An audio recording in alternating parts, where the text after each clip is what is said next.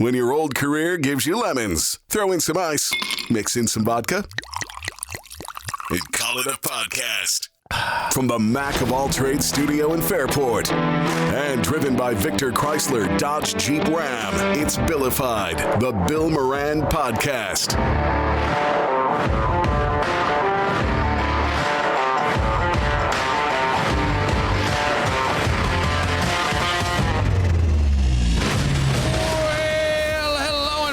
Thanks for getting your pot on. Thank you for telling a friend. That's how we spread the word about the pirate ship. Oh, a little surprise today. Back from the resorts of Turks and Caicos.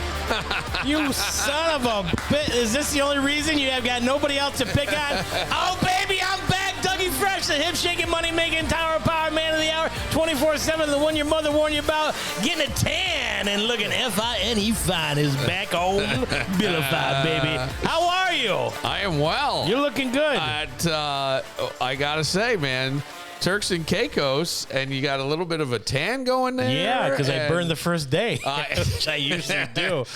You got to be careful with that shit, dude. Well, I had sunscreen on. And still, through the SPF 50, you were getting... It wasn't 50. No, it was. I'm sure I only date 50. No. I should have went 80. Just like at home. But you were out there, man. You put a picture of you on social media. Yeah. Shirtless, standing there, arms wide open. And I go... With a towel. No, I'm like, you know what? Yeah, but... Who should care? Right. I'm in the middle of sun and fun. My good friends getting married. Look, at some point in your life, right? Yeah. You're either keep hiding the parts you're insecure about, or you just walk out and go, love me for who I am. This is the body that got me here. And that's what you did, and I loved it. I thought that was great. I'm going to tell you, since January, the second week in January, I have lost 22 pounds. Really? Did not show in that picture. I'd actually have to lose another You got to 20. feel great about that, though. I do. What have you been doing? Very little exercising. Okay. So, well, I mean, it's usually diet. Yes, eating a whole lot less. Yeah. A lot of protein. Not a lot of protein, but just enough to fill me up and then move on. Yeah. Exercising in the morning. Some plank works now and just itching up just a little bit. Doing some plank work? Yeah, for the belly. Because if you lose your weight too fast, like these people with the Ozempic, yeah. It gets saggy. Right. Remember the old... what was it when your mom had the wash line out back? Yeah, right. She had that big thing full of pins. Yeah. It would just hang there. Yeah. That's what I always think is that. Yeah. I don't want to be skirt. Yes. The meat skirt that comes out. I don't want to be hanging over like that. See, there are a couple thoughts I had about all this, and let's go back to the Ozempic, because I think at some point in your life you got to let go of performative youth. You just are what you are, right? And yes. and so be it. And I think a lot of times. Attractive is attractive, but what is also attractive is a confidence and a self-security, right? Yes, there's a whole package of what you like. Right. And the other thing is, women have a lot of things that they can hide flaws with. I don't mean to sound like a misogynistic jerk, but they do. Like, when they get a little bit older, if things get a little big, you got the bathing suit with the little skirt that goes around the side, right? Kind of hides everything. You know what I mean? There ain't shit for us. No. There's not shit for us. Letting it all hang out came from men. You are fucking fat and beautiful, right? And then that's it. And I think that it becomes like it's confidence versus delusion. Yeah, people hanging on their youth. I mean, I did an old-timer wrestling tournament 12 years ago. Got in shape for that, down to 170.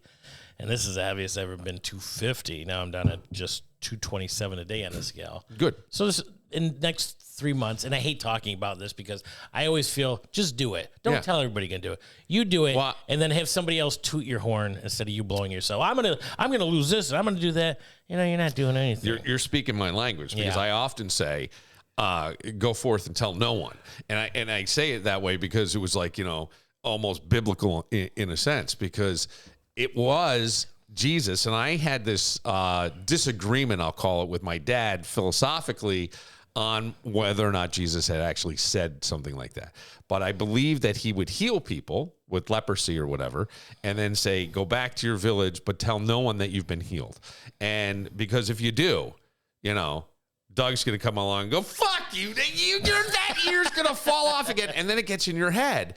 And everything I believe in life really is up here. And so, you know what I'm saying? Like the way you feel about it, all that stuff. Yeah. And that's why. Well, that's that Ozempic. It doesn't make you just lose weight. It gets you on a mind path don't even talk to me about Ozempic. I have such a problem with Okay, I'm just saying. No. I know people, it gets you thinking not to eat so much. It helps you that way. You just don't stick it in you and you're losing weight automatically. There's a whole process to it. But if that's what you feel, then go for it. I didn't want to do that. Some people suggested. I'm like, no, I'm going to lose weight on my own. And I do feel better. Let me sleeping through the night. You don't have to wake up and piss because your belly's not hanging on your bladder. Yeah. Your knees don't hurt as much. Right. On a long day of bartending or something like that. So. I think you should be, but getting back to the picture. Yes. This is what they're doing in France with a towel around you. So I can hide my belly. Oh, I got you. And still have the arms. Yeah. No, it looked like you had a lily white bowling ball there. Yeah. But not as bad as hanging it out. And I'm like, you know what? Why do you care? You do. The beach is the last honest place on earth. It really is. Because even, as I kind of joke that women have the thing, many of them do, you'll see flaws.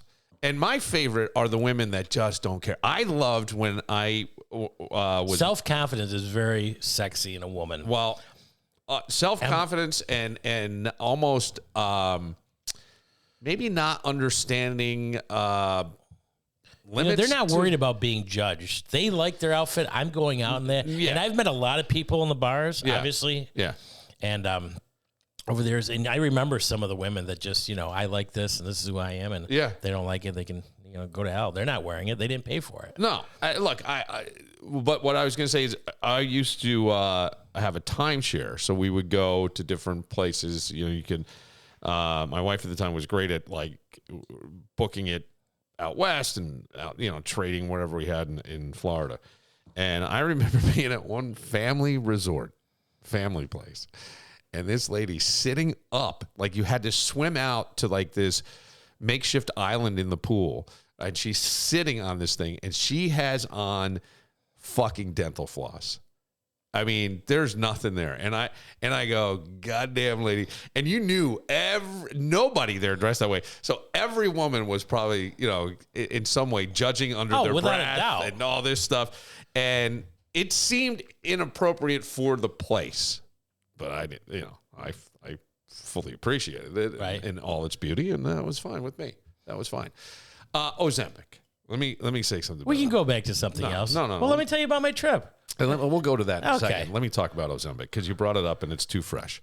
Ozempic to me is a wonderful thing for people who are really struggling to lose weight. I think that's okay. I don't have a problem with any of that stuff. But even the people. And we can think of this, and everybody probably knows of someone who had gastric bypass. Mm-hmm. And most people who had gastric bypass ate through it. They blew through it at some point. You mean most people balloon backed up? They put on more weight. Sometimes had problems because the mesh or whatever they put around you to constrict things. It blew out. I've known people who have done that. Yeah. And here's the thing that I think of often with Ozempic. And I truly, at my core, whatever is going to make you feel best, the human experience can be tough. Judgment can be tough. But because of that, what I'm hearing less and less of is people saying, not so much big is beautiful, but body acceptance. This is who I am. Appreciate. Well, don't judge me because I'm this. Don't do that. Mm-hmm. And if you said to somebody, the greatest way to really feel good about yourself and lose weight is consistency with diet and exercise. But when you said that, you were kind of an asshole because you're shaming them and you're doing this. And I'm hearing less and less from the Lizzos and the other people of the world that were kind of big and beautiful and flaunting it. And I thought, even with Lizzo, go girl, do whatever.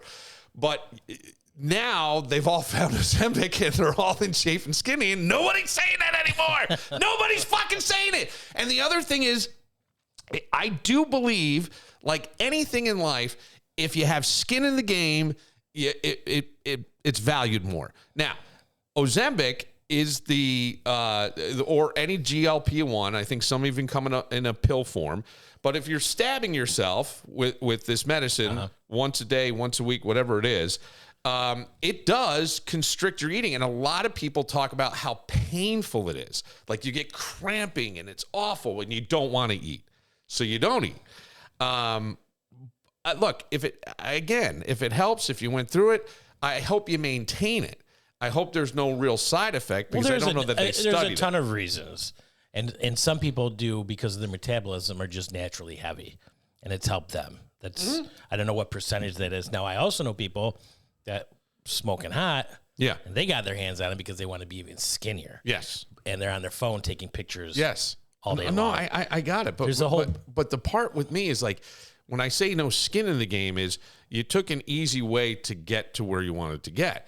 When you actually work for it, you maintain it longer. It's a lifestyle, right? I don't know how long a GLP-1 lifestyle can go. You want to be stabbing yourself all the time with a needle? I don't know. I get you. And if it works for you, great. But what bothers me is the people who said diet and exercise is really the key to a longer, better life. We're often told, don't tell me how to fucking live. Love my body for the way it is. I am what I am. And now I hear less of that because those fuckers got GLP-1s. And that's the thing that I go, oh my God, they were full of shit. When did the whole change in body and everything, I mean, when did plastic surgery come out that you could change something? Because before that, you were who you were. And I don't know. You had exercise. I mean, in the 80s, yes.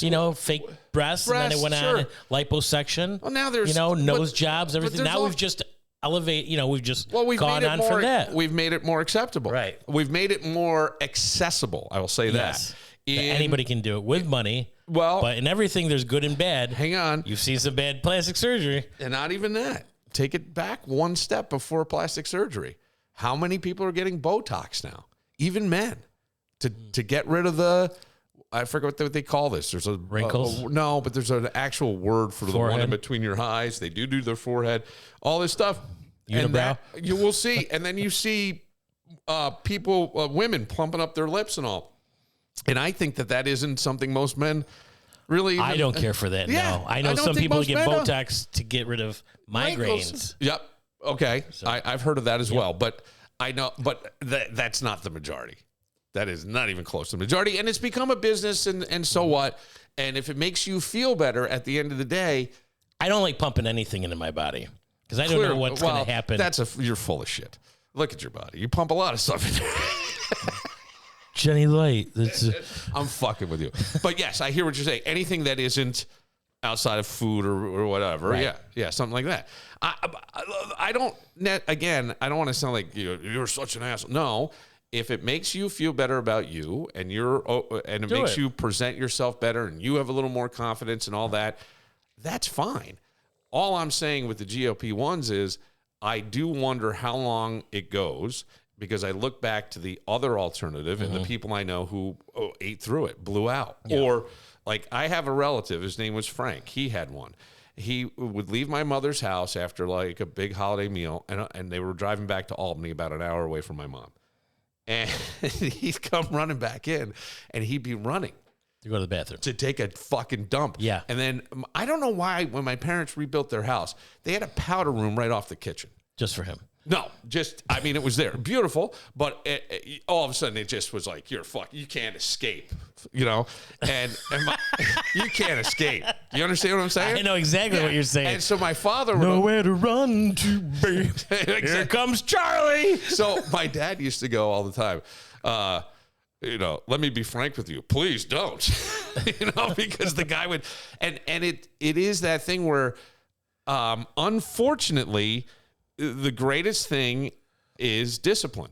I don't really have it. I've had to really, really rein in my drinking. Like I had another incident last week. So those videos I've seen the past 4 weeks, are you down in New McConaughey's or AI? Hang on a second. I was there for one time. Just one? I was there one time for the grand opening. There were a lot of videos, but I was there. That was all from the one time? Yeah. Okay. Yeah. Because I haven't been back there. Oh. I have not been back there. Oh, wait. After I had my colonoscopy in Brockport, I stopped there for a beer, but then came back to the east side. Okay. So I can't go out that far. Yes, but that's the. I know you that's can't my go out thing. that far. I can't. The last time It's you too were with fucking me, far. gosh, It's- 30 I- martinis. Mega. That's a night. You got to save up your pennies and dimes and then you Uber out there and give Dougie Fresh a call. And because I haven't been there yet. Oh, okay. Yeah. I have not. I didn't even. I mean, last night was just me and my kid, and then I had to take a midterm online. And how'd that go? I think. Well, I mean, right? You don't know. Yeah. Right until you do it. Of course, if it's online, it's open book for you to go back through your notes and things. Are you supposed to or no? Yep. Yeah. I mean, I think you can. I would think like any doctor that's worth their salt or any therapist that's worth their salt, they're going to research things to freshen up. Yeah. So I think you're not necessarily cheating. You either get it or you don't get it. And to me, when it's like that, if you don't get 100, you're kind of a dope. So let's see where I land on the idiot scale. I don't know. Let's go back because Doug did debut a limited time only Caribbean release of his beautiful body on the beach. Turks and Caicos. Yes. My friend Mark and Tammy and then got married. This was a destination wedding. First one I ever been on. And we had to go from Rochester, Miami into Turks, which I believe is owned by the British government. And, you need your passport and a pen, and why am I here? And then we were there first. We rented an Airbnb. There was 5 of us, and we had the GPS, but no address. We're on Grand Island, Laney, and the guy's like, this is the old. It wasn't a Jamaican accent, but something similar to that. And what's the closest bar? Yeah. Danny Boys, very clever. Yeah. So we went there. We're waiting for everybody to come in. $8 a Coors Light, then tax, which was $12 government, 9% in-house, so $9, $10 a beer. And then, okay, we know where the house is. There's a little Wegmans or whatever up the street. We'll go get some drinks. And everything's imported. How much for a case of Miller Lite? Well, you told me. I did? Yeah. Yeah. $73. Okay, I was going to say 75, so I'm wrong. Yes. But go back to the prices at the bar. Yeah. Because I don't think I know what the prices are when I buy things. At a bar. It's different from what you're used to in Rochester. Coors Light's usually $3 or $4. Because if you're at a higher end bar, maybe $5. Okay, so I drink Guinness. That's usually $6.57. Oh, it's usually $8. Yeah. Yeah. Well, I haven't poured it in a while, so that was when I worked at Johnny's. Yeah. 10 years ago. Okay. Maybe a little more. So this is like, because I'm thinking it's for me, I always think it's $8, but I'll tell you, like, I've gone on some tears in recent times where I have left and I close out and I go, holy shit. Mm-hmm. Yeah. It's $150 Yeah. to what the fuck? What the fuck? So I go, I gotta, no. Yeah. That's no play. But so we got the house. It was 2 pools in the back. Everybody had their own room. It's beautiful. We went out later that night, sang karaoke, Danny Boys, getting our feet wet. Of course, I had the crowd going. Yeah, of and course. Then Thursday. You're on stage, buddy. I'm on stage. Yeah, there's video of it somewhere. Thursday, we go to the beach. Okay. Crystal blue water. Yeah. That's when I got burned. But you're having fun. You're not thinking about it. You put the sunscreen on. Yeah. It's a different kind of sun. Yeah. And you're out in the ocean and. Yeah. Well, and it's reflecting off the water. Reflecting off the water. Yeah, I mean, I think a lot of people also don't think of that when they ski and stuff on a nice day. Right. You'll get it. Right. I do only because I've had a lot of skin cancer issues. Yeah. And they're bad. They can be very bad. Allegedly, there was a melanoma. One doctor said, my original doctor was like, you got to get in right away. And the guy who took it out goes, because it's almost too small to tell. Her thought was, if we let this go to the point where it would be the size we would normally take out and test, it would be too late. She's like, it's too close to your sinuses. It's too close to everything. So since then, I live in a little bit of paranoia of the sun, which I love the sun. Right. I fucking love it. Sometimes I have to wear big, stupid hats and, Throw in a little sunscreen. Well, the other thing is I want to be here. Right. I want to be here. I have a lot left to do. I will say this at the end of, I was going to say to the end, I just thought about it. Once you go to some place like that, you're like, I got to save up and go other places. I'm missing out on the world. Yeah, sure. I think that's a great, yeah, man, fuck. There was 2 main bars. It was Castaways, Danny Boys, There's some restaurants. It was very nice. Obviously expensive. Everybody got along in the house. Coffee and breakfast. Friday, we walked down to a place called Hemingway's. They had a welcome party, Tammy and Mark. And everybody got dressed up. That's where some of the pictures were. And that was open bar. So, you're taking advantage of that and boozing. And then I was taking pictures because if you don't, right. Yeah. I'm that guy. Okay. I'm like, I don't see anybody taking pictures. And everybody's catching up and how you doing? How's your room? How's this? How's that? But if you don't do it, then you're right. I mean, that's a really true thing because I think I had over 100 pictures that night. Okay, we're going to go on 1, 3, click one more, boom, thank you. And I would just move around, put people together, the brothers and their mom, the bride and groom. Those are nice things to have and look back on because I think of all the times like I've been together with my whole family and how we didn't take pictures. And when I look back at some of the pictures that were taken at places, and even if I thought they were dumb at the moment, like, I'm like, God, fucking get a camera out of my face. Right.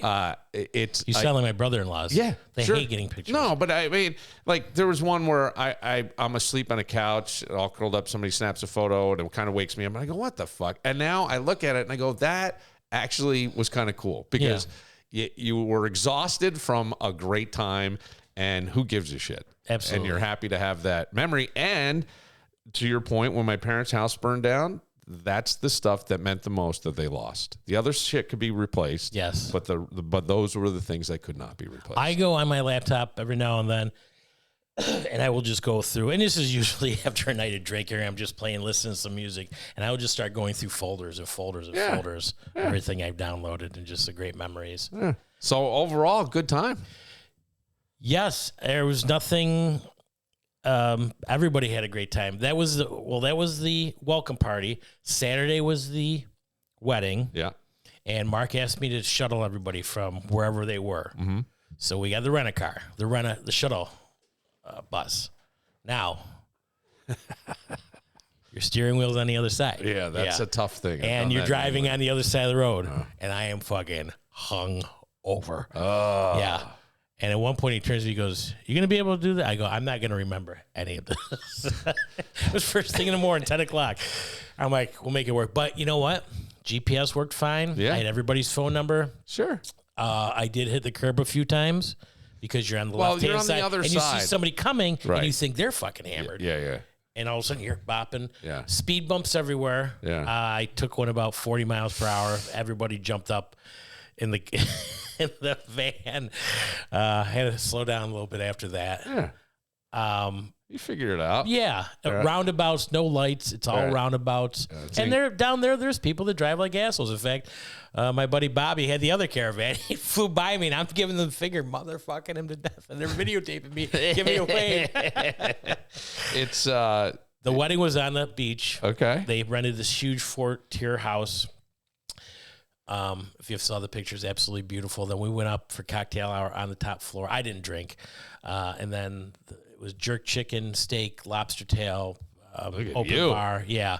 Good time. Yes. All right. And then just drove everybody home now he only wanted me to take a couple trips, 2 coming in, 2 coming out. All right. So I enjoyed myself. DJ was great. It was fun. Beautiful. And then now this is a story I told my parents. The next day we get a shuttle bus down there. Mm-hmm. And Mark's like, come to the house. We got all this leftover food, all this leftover drinks. And we boozed all day in the pool. I mean, there was the bar, the canopy, then the in-ground pool. So whoever walked behind there to get even a water, let's go. You're a new bartender. Fill them up. What? Doesn't matter. Just make something. So let me go. This is Sunday night. Yeah. Tuesday, we're at the airport, and my friend Nancy, who I've not talked to in 5 years, texts me, did you make it home Sunday? I'm like, Sunday? I'm like, I don't know why how did you know I'm in Turks? And I'm not leaving Sunday. I'm leaving today. She goes, you called me for my ride because our Uber rider was named Nancy. So I'm looking, I go, hey, does anybody remember me calling Nancy from Rochester? They're like, oh, yeah. You wanted her to come down and drive everybody. And Bennett, that's his name, he got mad at me. He goes, "You fucking called the wrong Nancy. Now we have no way home." And then somebody comes and goes, "Nancy's here," and he was like, "Okay, let's go." So, a whole bunch of drinking fun in the sun, and watch the U.S. win the gold. Yeah, sure. We were at a bar, good time doing that. Yeah, so everybody had a wonderful time. Well deserved. You look refreshed. Something like that. You're feeling good. It's a game changer. Yeah, you get a vibe for life. Pep in your step, man. You do. Some vitamin D. Yes. Right. Yes, sunshine. absolutely. Yeah. And then you get out there and you're socializing and how important that is. Yep. Yeah. All that shit. All right. We will take a moment. I want to. I'll talk to you about a doctor. There's a doctor. Hey, Dr. Vinny Bobats. You know my doctor? He's a weird doctor. Yeah, well, this guy. Yeah. He lost his license. This one it's interesting, but we'll get into that right after this. Ever look at your wall and think, that hole definitely wasn't there yesterday? Or maybe your faucet's got a drip that's slowly driving you into madness. That's when you got to call my buddies at Mac of All Trades, because it's your home. And if you don't have the skills to fix it yourself, go to the people who do. And trust me, there's nobody better than Mac of All Trades. They do everything. Leaky faucet, they got it. Drafty windows and doors, done. Electrical, plumbing, carpentry, sure. Full kitchen or bathroom remodel, oh yeah, they'll do that too. From patching the hole that someone made by definitely not slamming the door, to transforming your entire space. Mac of All Trades gets it done quickly and the right way. Stop putting up with cold drafts and half-finished to-do lists. Give them a call at 585-202-9218 or find them online at macofalltrades.net. Get started on that to-do list today. Mac of All Trades. No job too small.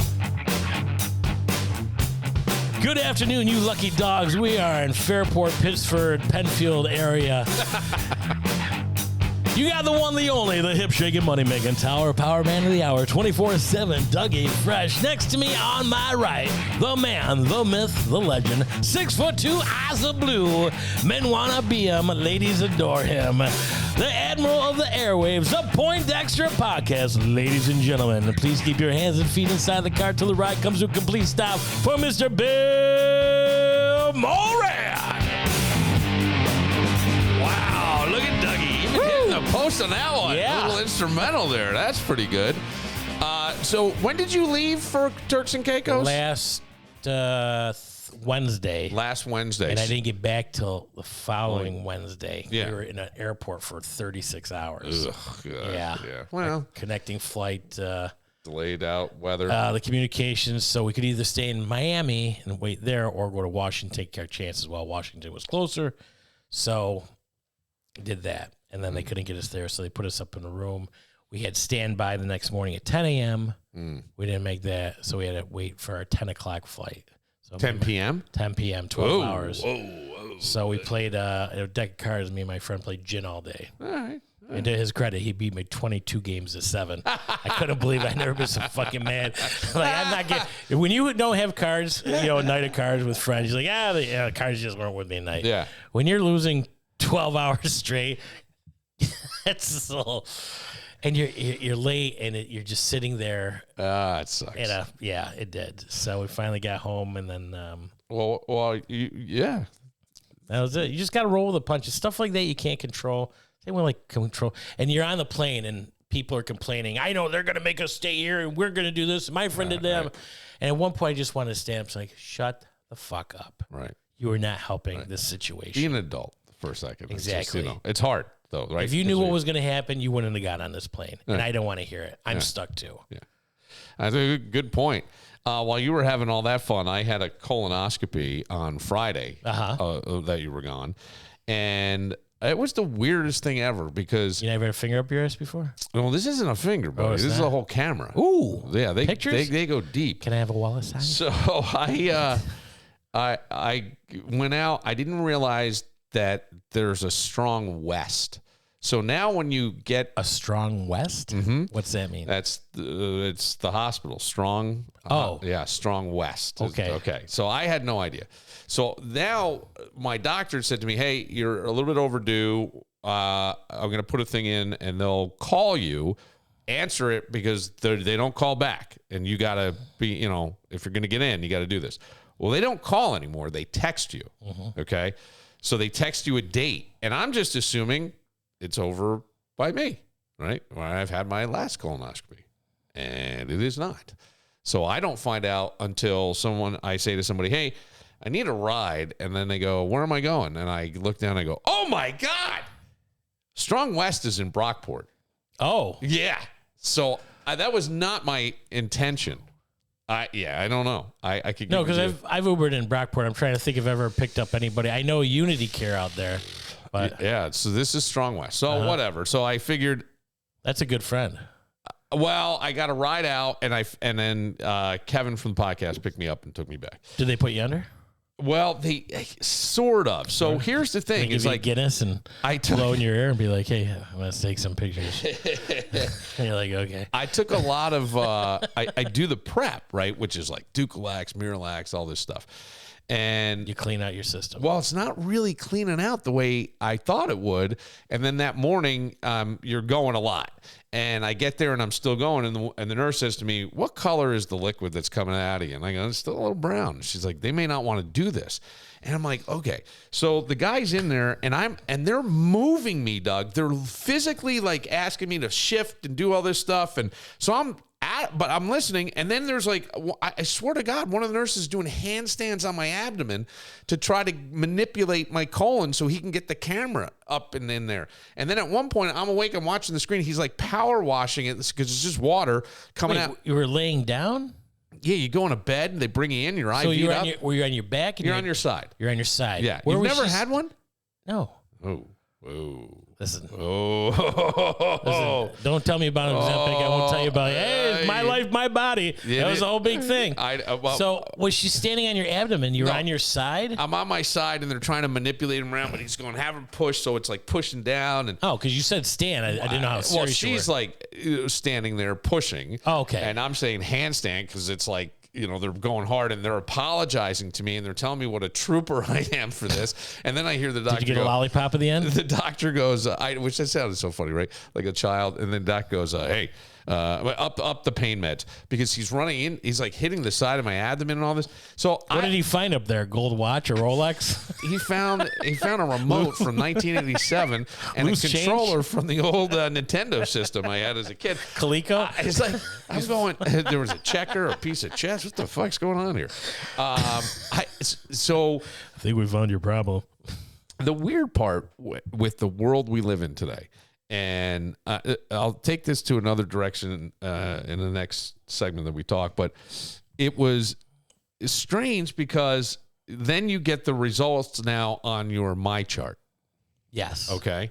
So it's a week later, and I'm a little bothered by everything going on. They removed 2 polyps. I had 2 polyps 3 years ago. I had 2 polyps again. My grandfather, my maternal grandfather, my mom's dad, died of colon cancer, really prostate, colon, something in there. Never had this, wouldn't have anybody go up his ass, period, and died at 69 years old. Ooh.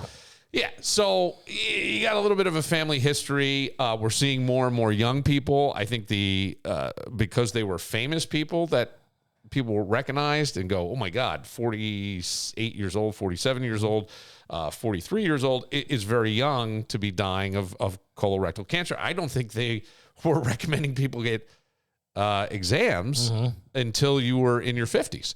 So they send so yesterday I get the notice and I'm with my son and we had to go to a specific store. So we're out at a mall I'm not that familiar with. And we buy this thing. Malls, there's only 2 left. Yeah, I guess you're right. Eastview? Well, Eastview, I know. In Greece. Yeah, well, I don't know Greece. The mall itself, inside. I knew, right. BTB, but that's about it. So we buy that, and while I'm in the store, I get a text, test results, and you get an email and a notification from My Chart on the app. So I'm like, oh, cool. And I go, this must be the prostate stuff. So now I finally, it's not working in the store. So now I'm starting to get a little bothered because there's test results. What am I going to know? Mm-hmm. And this is where our over communication is not good because back in the day, you would get a note from your doctor, right, saying, hey, here's what's going on. Mr. Moran, yes, we just want to let you know everything came back negative. Right. Have a wonderful day. Thank you. Now I've got the pathology report that I can't understand. Right. And I'm in Greece in the parking lot and about half hour from where I live. And I'm with my son who is, I think we're attuned to the point where he can kind of nonverbal communication, realize that there's something that's bothering me. And I'm reading through the thing and I see the word lesion. Now, I have a friend of whose wife just died. Did the funeral and all this. It was terrible. I saw him, and he told me she had a cough. So there's Billy Broomfield. I've talked about this on the podcast. She had a cough, 52 years old, 53 years old. Went to the doctor, wasn't going away, and found out that she had cancer pretty much everywhere in her body and had no idea and was dead within 6 weeks. Wow. That was just now, just now. And so you kind of see the word lesion, you go, what the fuck? So I'm driving home and I'm quiet. My son's like, you're right. I go, oh yeah, no, I'm good. And I'm thinking, if this is something, like, I don't want to say anything to him, and how can I secretly do treatments? I don't want to rock his world, and he lives with me, and blah blah blah, and all this shit. So then I go home, and I'm driving, Doug, and I start to go, like somatic. You ever hear like something like you start thinking about it? So then you watch a doctor show, and somebody has pancreatitis, and all of a sudden you're going, God damn, my side's fucking, you know what I mean? It's a somatic thing. It's your mind. Only when I watch porn, I'm like, gosh damn, I got a hard on too, just like this guy. is that the right? Is that like it? That's all I can. Well, like somatic things, or they would call it psychosomatic. Used to be the term. I think it's a little. Other people don't say that as much anymore, but it's somatically. So I'm thinking, I go, man, now my ass is starting to even my ass will start to hurt a little bit. Right. And then I realize it's about a 50-degree day, and I still have the heated seat on high. So I go, okay, all right, let me calm down here. But, I noticed that as I'm driving, and I'm starting to think, holy fuck, now, that must be it. That must be the cancer coming out. I don't know what it is in my ass. So I go home, and I had not been going to the bathroom exactly correctly. Not correctly, I can't say that. Because you had all this shit in your system. Yeah, but dude, it's been a fucking week. I haven't really taken takes longer to get out. A bowel movement really, really well, right? Until today. Oh, I shit a fucking rope. But not that you like that talk. Right. So I will tell you really quickly, a few months ago I had to take somebody to what do you call it? The colonoscopy. Yeah. And he was going to the doctor. He goes, I haven't pooped in a while. Yeah. He goes, I don't know what it is. And they go, you know what? Go to KFC, eat some garbage. I go, do you ever go to fast food? He goes, no. I go, get a greasy hamburger, get some greasy chicken, and see if that helps. Or take some fucking fiber. Or something like that. Yeah, sure. Yeah. But go ahead, I'm sorry. So so now I go home, and I'm kind of a little bit out of my mind. And I go, man, I don't know what this is. Now, all this information, it's the pathology report, and now you have access to it, and you have no education on how to read this goddamn thing. So I put it in. I go, AI. Gonna save everybody. Copy the thing, throw it in there, and it comes back with, you're fine. Yeah. Hey, join the club of people who've had things. Cut and paste, put in AI, and please tell me this. I just say, put this. What does this mean? Put this in language I can understand. Yeah. I'm not a doctor. And then boom. And basically they go, Bill, you have now joined the club of people who have had polyps removed and are fine. Had you waited 8 to 15 years, you may have had a problem. And so I go, oh, okay, this is great. And then it breaks it down. This one means it had, they were both really, really tiny, and they were both, one was a very common polyp that is precancerous but slow growing. The other one is could be a little more aggressive, but still another 5 to 15, and had jagged edges. But nope, they got it all, and you're fine. Jagged edges, huh? Yeah. And so then today I get a thing from the doctor. and it says, pay your bill. No. Oh, well, let me tell you something. I will say this. Health insurance. You got to get the fucking health insurance. And that's a tough one. And that is why I do another job. And I said to where I'm working, I go, they're like, well, and I go, I don't care about your money. And I know that sounds really, really shitty of me to say. I don't need your money. I need the health care that you have. And it's great health care. So I'm like, fuck, man, I'll do whatever you want. So, so basically it's like, hey, they were both benign. You're fine, blah, blah, blah. And I go, why doesn't that just come? Right. Not the other thing. Because I got to think, like, we live in a world now where you just fucking you're head 53. 54. Yes. Now, what about somebody 74? Right. 84. Yeah. They're going to try to get it on their phone. They can't even get pictures of the grandkids. Most of them. Or they try to get it in their email, and then they got to call Susie to come over and blow it up. And then, I feel sorry for that, When was the last time you went to a doctor? Honestly. I don't want to say anything. Okay. All right. Okay. So it's been a long time. It's been a long time. Now, there are many. I am actively, not really. I am looking for a doctor. Whatever. I did just get New York State health insurance. Awesome. Yes. Very yes. glad. I kept good. hearing commercials. My friends my age were bugging me. So I signed up and I have it. Good. Finding a doctor, I have a couple leads. I just haven't followed up. Yeah, that's fine. But if anything happens, car accident, anything, I've got the thing in my pocket. So the only reason I bring that up is a lot of men don't live as long as women, especially men. That's because they drive us to the grave. Well, they could. Yeah. I saw an old Bobby Slayton bit that I texted him about the other day because he's mentioned in the Epstein files. Oh, no. Oh, yeah.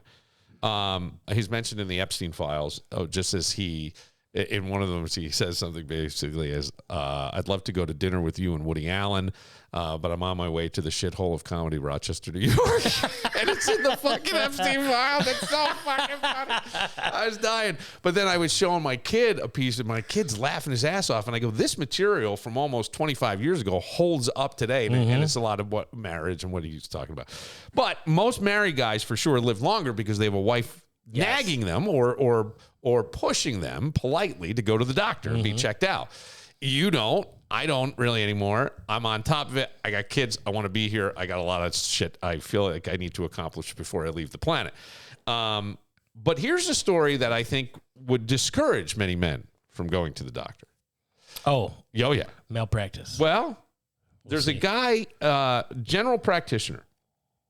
He has had his medical license suspended after multiple male patients accused him of sexual misconduct during exams. Let me go into what these men are claiming that this doctor did. And then I have a lot of questions, but we'll start with this. According to the petition, this guy, Dr. Gurgis, is accused of watching a patient ejaculate in order to provide a semen sample. He watches it. I've never heard of that. Usually they send you to, okay. Grabbing a patient's penis during a prostate exam. So he's got a finger up his ass and he does that. Telling a patient he needed to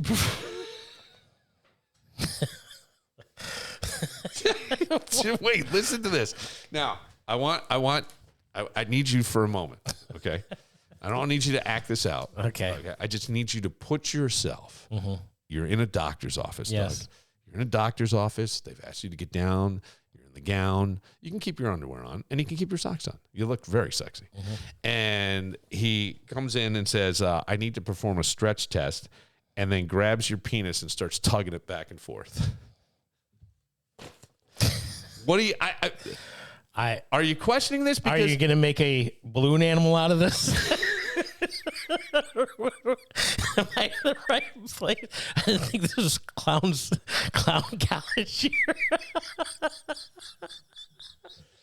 But the thing is, like, we don't know, just like the pathology. I know. Report. I haven't been to a doctor in 40 years. I know. I haven't even seen anything like that. No. Or heard about it. No, but this doesn't come in and start pulling. This is why the guy... Right, exactly. But my point is this. Just like the pathology report where I go, I don't know what I'm looking at. I don't know what all this means.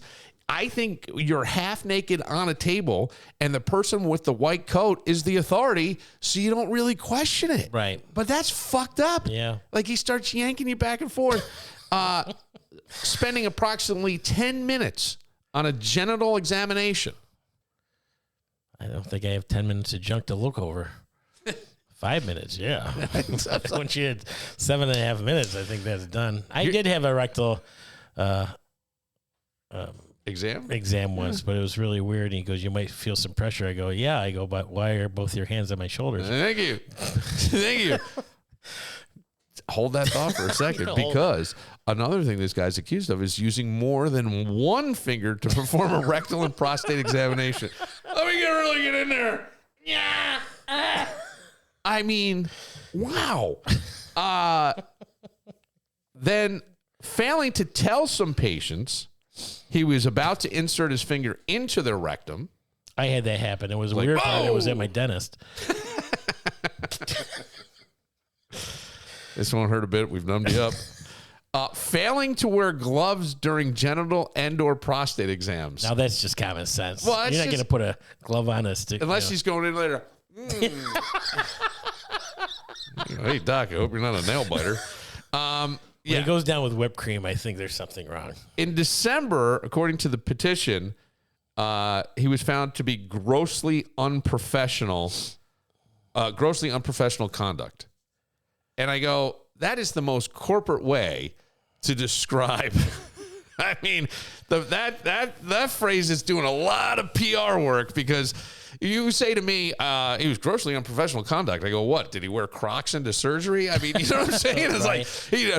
He stuck two fingers in your asshole and goes, hey. And you know, how many reports does it take for him to get looked at? How long do they go on? Okay. And how long does it take to evaluate? Started at being a doctor in 2008. This just happened in 2025. That's 17 years, right? Yeah. 2025, 2026, well, whatever. Oh, 15, 16 years, yeah. Yeah. So, it's a long time. And who's the first one that's going to blow the whistle? I don't know. This is my point. Right. And we trust doctors because you've got the lab coat, you're the authority. Right. And I'm like, holy crap. Yeah. I mean, even if you Google what to expect during a prostate exam, yeah, right. Does everybody usually have 7 shots of tequila before they bend over? But I mean, even some clear communication. I'm going into the rectal exam now, right? Did they put you under? I thought you were going to tell me that somebody was under. No. They do that though. For what? Rectal exams? Well, for the camera. The colon. Yes, they can. I was numbed up. Yeah. But somewhat lucid. Num. But yeah, I mean, I would want to be out, but I'd want somebody I know in the room. You don't want to take advantage of this. No, I don't think you're in much danger, because there's a lot of cameras that they can all see. This is a private practice where, go in for a physical, and I don't think in New York State, I don't know what the laws are, but I don't think they do prostate exams and physicals anymore. However, this is another state. I don't know what their rules are. You understand? What state was it? It was Indiana. Oh, and. Go ahead. They just Gary, Indiana. That was a Music Man. They're getting the Bears. I know, but that transparency reduces drama. Saying I'm about to enter your ass, lets you know. I mean, you would do that politely if you had somebody over to the house. Yeah, at least a glass of wine. Let's play doctor. Go to the whole new level. Playing doctor. I just, no Nurse Ratchet, just. Well, anytime a medical exam uses the word stretch test, that's not a medical exam. That's creative writing. That is not what somebody just does. Starts pulling on your penis. Well, and that's the thing. But I go, we mistake authority for legitimacy, because he's the doctor. So I'm going to go and take you, for example. You've said, I haven't been there in a while. You go in. We got new procedures now. Right. We're going to do a stretch test. Grab your crank and see how far it goes across the room. Bend over, and everybody's going to pick a finger. Yeah. Oh, God. My ride's downstairs. Well, the other thing is, if you have to override your gut because of somebody's credentials, that's submission. You know what I mean? It really is. Well, I have to meet a few doctors, see who I like, who I'm comfortable with. Yeah.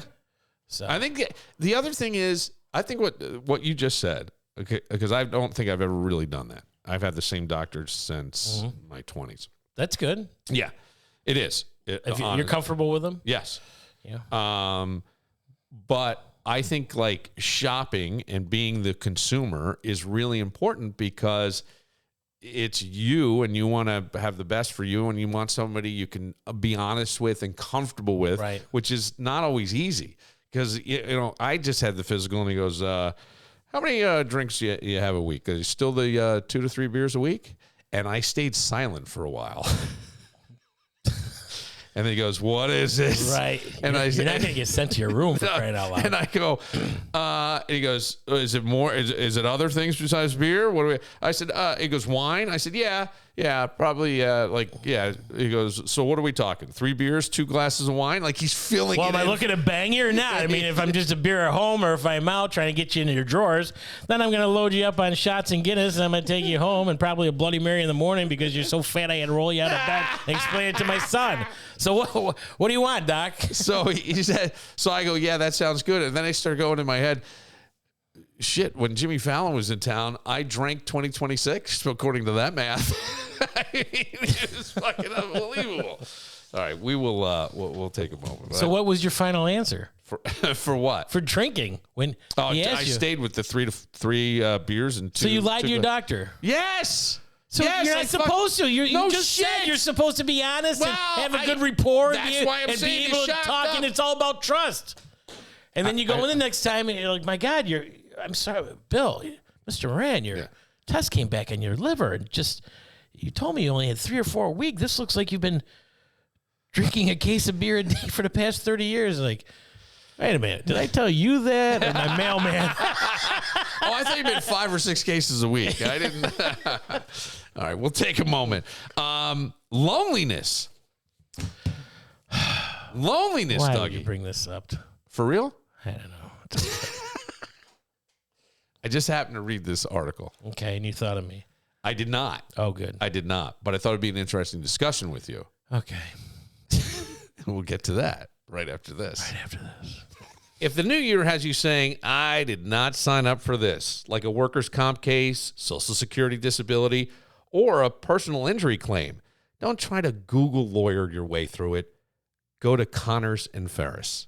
They have offices in Buffalo, New York City, Syracuse, and Rochester, and they'll get back to you within 24 hours. Yeah. So even when you're stress scrolling at 2 a.m., you can call 262-COMP, tell them a little bit about what's going on in your life, and within 24 hours, one of their attorneys will get back to you. You'll talk to real lawyers who will explain things in plain English, not legal mumbo-jumbo. Workers' comp, Social Security disability, personal injury, complicated? Absolutely. Something you should handle alone? Nope. Connors and Ferris, experienced, responsive, and committed to serving you better. Call 262-COMP. Help's available right now.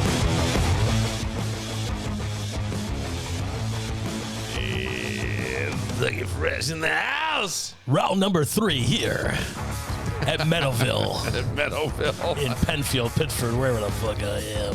You don't even know. I got a great... That's how I feel like when I go to the West Side. I don't know. I don't know my way around out there, and it has nothing to do with just familiarity. I went to St. John Fisher, and I'm not from here, so I just stayed on this side of town. Absolutely. And I'm always glad I did. Yeah. I'm just fucking with you.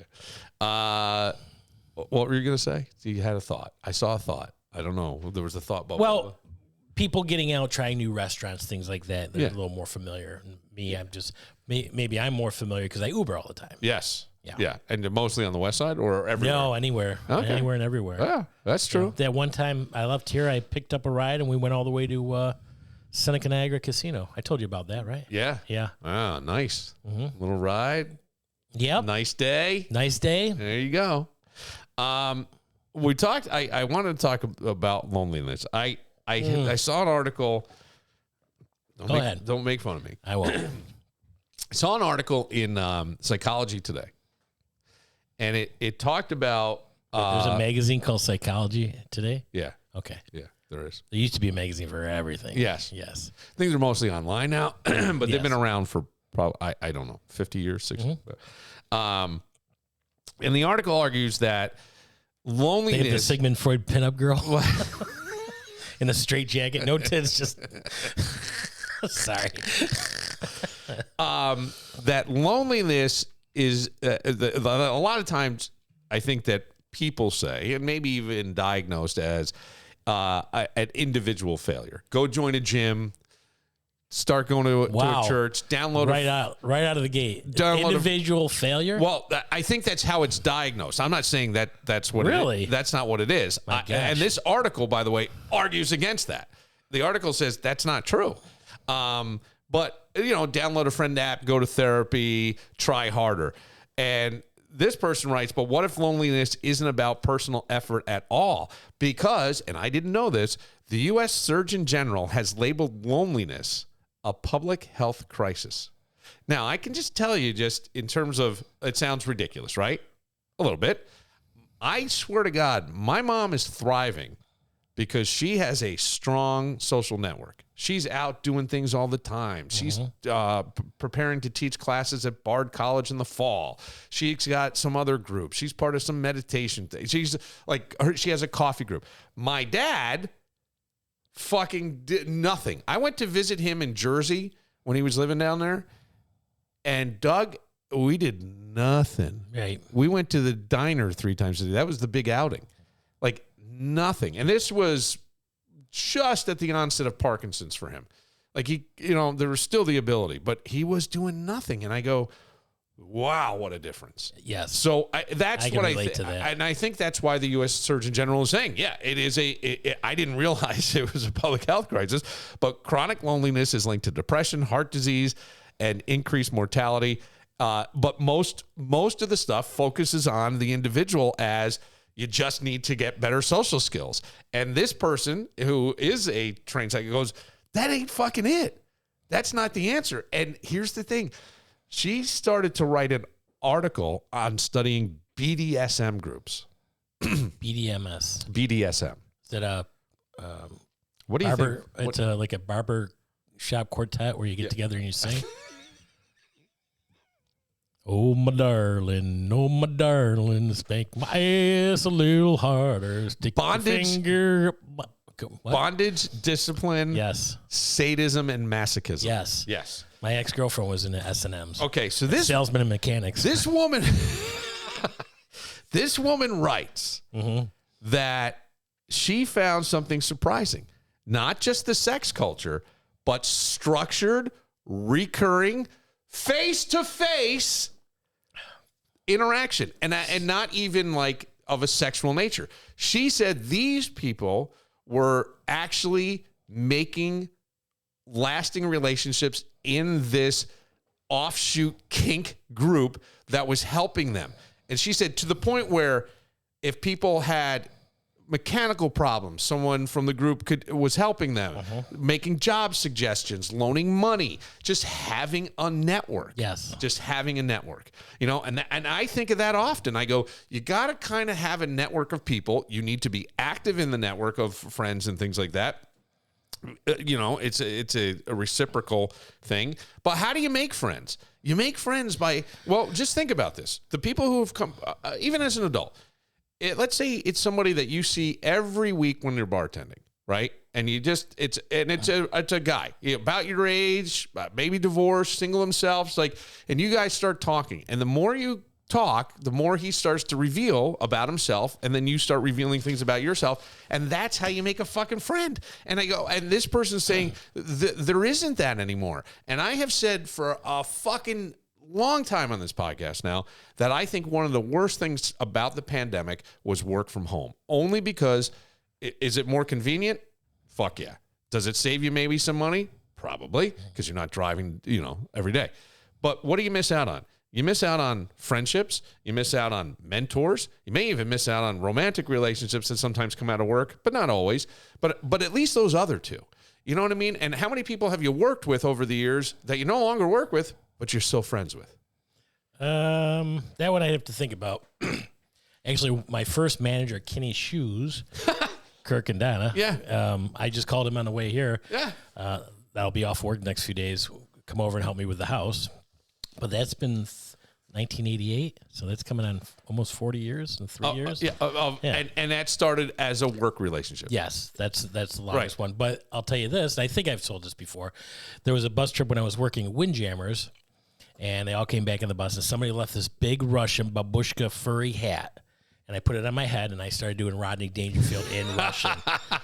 I know wife cheats on me. Every time I come home, parents says, quick, out the window. So Mark, the guy that just got married, is listening and laughing his ass off. And we started hanging out. He goes, dude, you just sound just like my grandparents. Let's have a drink in a couple days. Let's go over here. And, I mean, just instantly bonded. Yeah. Like that. And then we got to know each other. And he goes, I didn't know how to take you. Sometimes you're this, sometimes you're that. And then getting to know me, he's like, I get it now, especially working there. Yeah. So, and I was telling that story at the wedding, Turks and Caicos. I go, that hat was a game changer. Sure. If that hat wasn't here, 10 years later, I'm at his wedding on this beautiful beach with all these beautiful people. But if you that's the beauty of life. But the other thing is, had you not built and had the confidence to build the breast cancer thing, that wouldn't have happened either. Right. So that was the opportunity to be face to face with people. You've built a community that supports your efforts to do that. Yes. That's how you make friendships. And I'm not trying to get all preachy and shit, but I was shocked that the U.S. Surgeon General goes, it's a chronic health problem. Well, I don't want to get emotional, but, my mom, I always, you have some friends, you can go out for lunches. She never wanted to do that. I'm like, you kind of got to get out. And you do, because it does. A little bit, once a month. Yes. But she never watched, she went, watch TV, smoking at home, the dog there, and just. Yeah. So, and that's, some people don't like to go out. Some people don't want to interact. Some, it's just. Yeah. Not everybody can be like me, obviously. No. But somewhere on that, somebody that's miserable all the time compared to me that's, I would think, mostly happy all the time, although I have my moments, but, telling jokes. There's somewhere in between that you can find your happiness. And, it's not going to bars. You can go to a Red Wing game by yourself, an Amherst game by yourself, go to movies by yourself. Right. Just even to get out there just to see other people. A lot of times when you're... the library. I mean, just think about, take a ride to Niagara Falls, go to the casino, just a new restaurant, new lunch place, coffee shop. I used to make fun of like bowling leagues and things, and I always go, it's the only sport that you can get better at while eating nachos and drinking beer. You know what I mean? It's the only sport. I was in a bowling league for a lot of years. A lot of fun. A lot of fun. A lot of friendships. A lot of connection. Made you feel good. You looked forward to something. Yes. Right? Now we've replaced then I was like, finally, I can't do this anymore. I'm getting too drunk every week. Okay, but whatever. Don't drink. I'm like, well, why would I bowl? Yeah. That's the only reason. But it was fun. Yes, it was. I got it. And that's what I'm saying. And we've replaced that with scrolling on our fucking phone. Absolutely. Looking at shit that we can't achieve, jealous of somebody else, making up conversations in our head. And I go, yeah, I fucking get this. And I think it's a bigger problem. But I think the scrolling on the phone and Facebook and Instagram and it's not Snapchat, it's not terrible. No, well, yes and no. There's pros and cons, everything. Yeah. So if you post something and somebody likes you, somebody's in your circle now. So somebody's noticing me, even just a like, that you're not home all alone. Right. You know what I mean? So, yes, if I post something, I think I might get more likes, but there's a few people that I knew are bitchy and being not sneaky, but I'm like, let me look at this.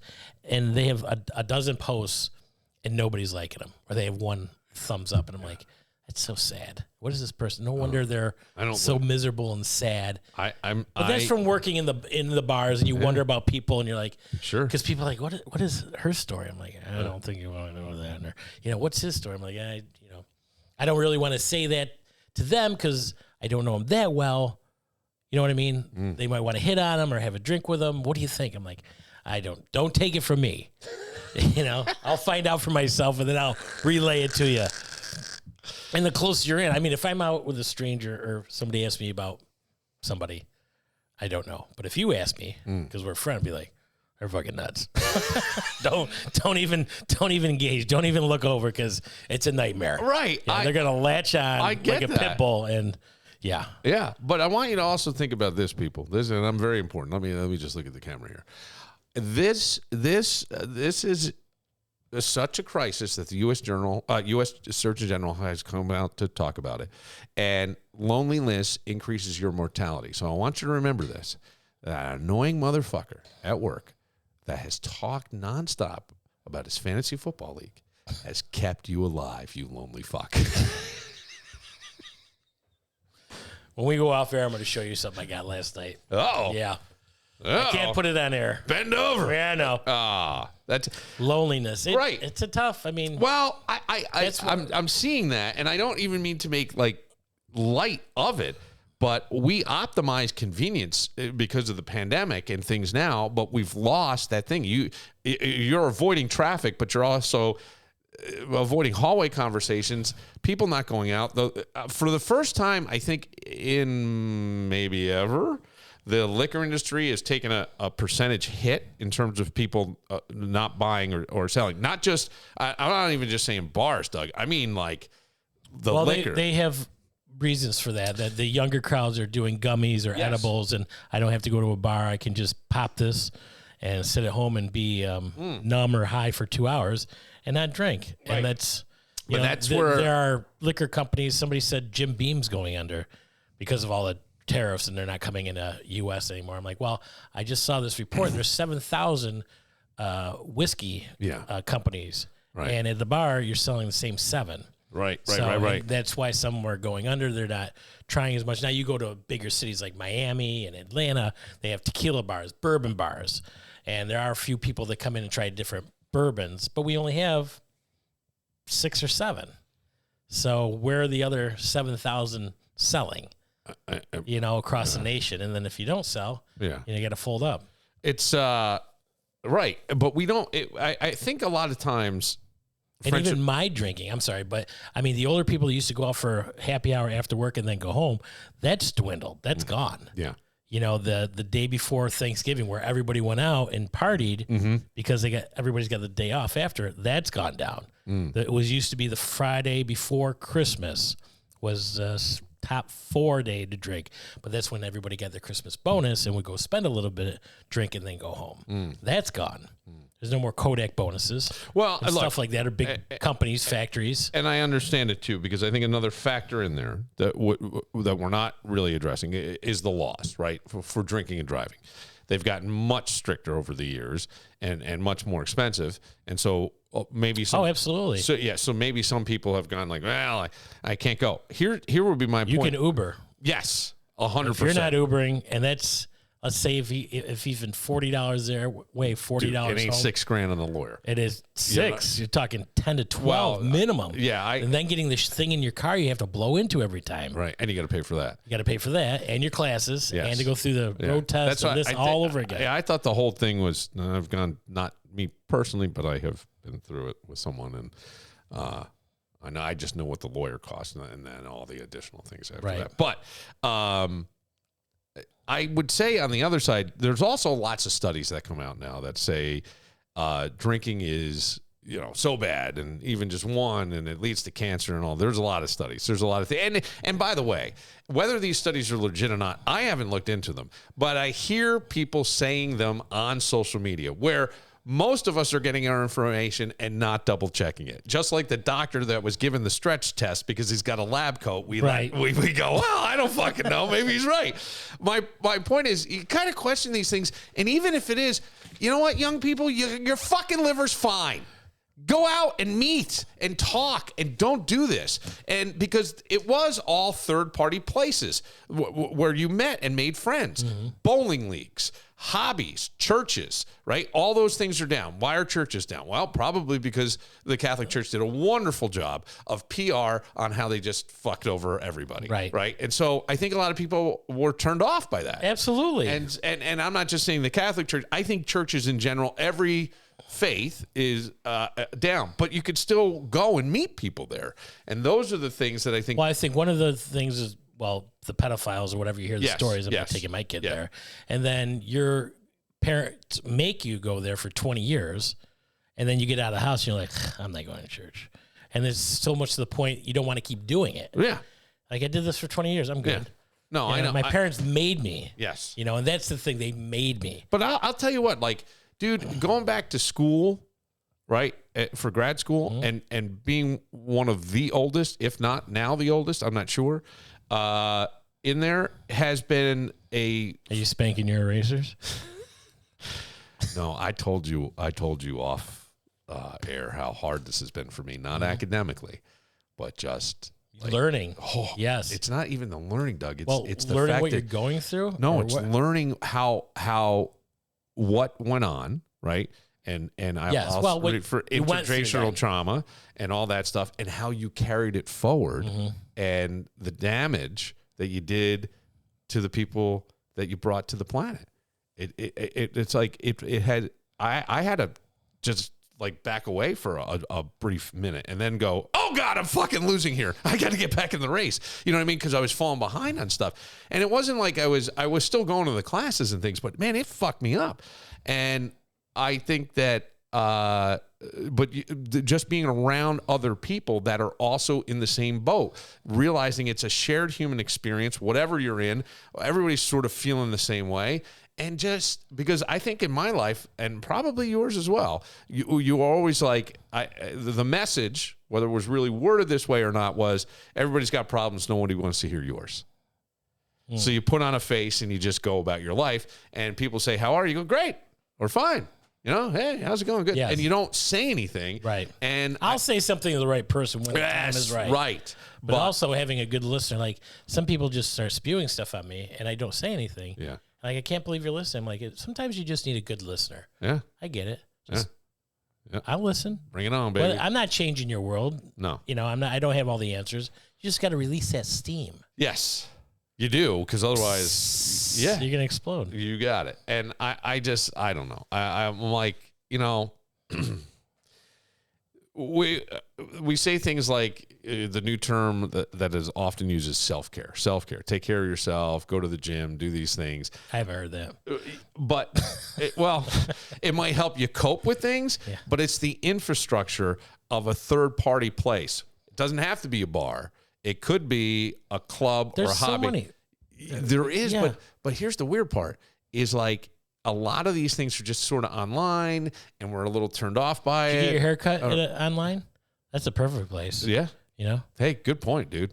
Really good point. I'm just saying that I think that there's options, and if it's up to you to use those options or not. Right. You know, and it's the same way with losing weight, quit smoking, quit drinking. If you want to, you know, go on vacation, if you want to stop gambling and do something different. Right. I mean, I was down there, and I do gamble a lot, and I'm like, gosh, I'm wasting what I could go to a cruise or something. So some new, you know, just to get out, even by myself. Do they still do things like singles cruises? I think so, but I've heard it's a sausage fest, or it's all guys, or, you know, I don't know if they even it out. Yeah. You know, who knows? But what about like, I'm hearing like there's more singles outings because people are sick of even like the online dating, because you're kind of fishing from the same pool. And by that, I mean, you see the same pictures on all of them. Well, here's what because those, I'm not saying that there aren't more single people out there. Those are the brave ones to put themselves out there. It takes some moxie to do that, I think. I really do, because you face rejection and judgment. Yeah. And it's not That's even not fun. No, right? Just that feeling. It just in terms of I go, that's a little fucked up. Mm-hmm. So I think they're starting to do things where you get to actually talk with people. Well, I'll tell you, somebody liked me on one of the dating sites. This is within the last 2 weeks. I saw your Robbies. You were really funny. I go, oh, thanks a lot. I go, at least we're past the point whether I have a good sense of humor or not, right? Yeah. She's like, yeah, you're absolutely right. I'm like, well, I'm going to this wedding, blah, blah, blah. Let's talk when we get back. She goes, I'm leaving. And I think I text her from the airport or on the app. I said, hey, I'm having a great time. I'm going back to Rochester. I'm just stuck at the airport. Hope you're having a good time too. And then she deleted me. For whatever reason, I'm like, you know, I'm funny. You thought I was cute. You reached out to me. Maybe she went out with somebody and goes, oh, I really like this. You know, yeah. I mean, I it's know. Just shit like that. Well, that's got to feel like it's a you thing. Absolutely. But I don't think it is. And you gotta. Was I supposed to wait till I got back? You gotta. It's like, hard, right? How do you do that? I don't fucking know. Then people complain that nobody communicates, and I'm trying to communicate, and then you ghost me. I'm like, okay. Yeah. Just some. Yeah. You know, go out to the bars. Just go out to the Go bars. to the bars. Why? Go to the bars. Not you. I'm just saying, like, people in general. No, don't go out to the bars. The only bars that are hopping right now are everything. Everybody knows Fairport is booming. Yeah. With Iron Smoke and all the places around there, and that's where all the young hot women are. So if you want to go people watching, Yes, and your liver's fine. Your soul needs a fucking sponsor. Well, not your according liver. to you. You lie to your doctor. My liver's fine. Just ask my doctor. Bill, he only drinks 3 times a year. Speaking of comedy, how did it go at Robbie's? It went great. Awesome. And actually, my next one is going to be, and I think I can promote this. All right. You can do fundraiser at, let me get in this page right here. It should just pop up. Yep. It's a comedy night for Michael, am I pronouncing that right? Bonanno? Sure looks like Bonanno. Bonanno III, fighting leukemia. Full night of comedy and music. This is March 28th. And where's that going to be? It's going to be at the Italian American Club on Buffalo Road. Oh, that's a nice space in there. I've been in there for an March event 28th, before. That's nice. You can look at my. I'm going to post this. I'll even share it right now. Good. And it says it's $45 a ticket. You got 6 comics, including myself: Joey Bruno, Ralph Tetta, Greg Owens, Vinny Paulino, D-Lo, Dan Brown, and myself, Doug Phelps. I think you got it. That's a nice crew. That's Yeah. I really, think I'm doing honestly. 15 minutes. Good. And Everybody there is very fun. I did a little more. Really funny group. I did my act, and then I ended with a couple old jokes, and that went over well for Robbie's. So I have Awesome. I heard a new joke on that I had never heard before. Wow. I want to tell you. So Okay. this husband and wife are struggling to pay the bills. They got no money.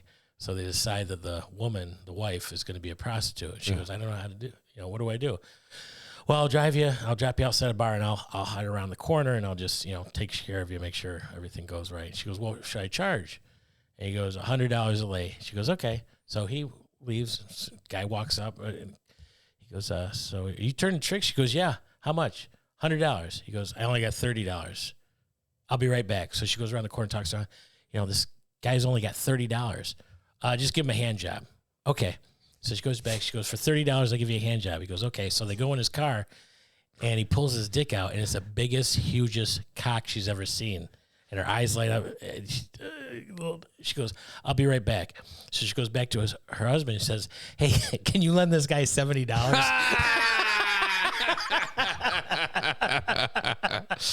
Oh, Dougie Fresh. I think on that one, we'll take it out on that. All Dougie. right. We'll take it out on that. It's good to see you. Good to see you, buddy. You're looking good. Yes. Come on, baby. We're rocking, we're rolling, we're That's making right. things happen. Making it happen. Life is a beautiful thing, kids. Get out there and get some sunshine and, make it happen. That's Experience new things. That's right. Yeah. And find Dougie Phelps. Yeah. Brighten your day. Absolutely. I'm Bill Moran. We'll see you next time.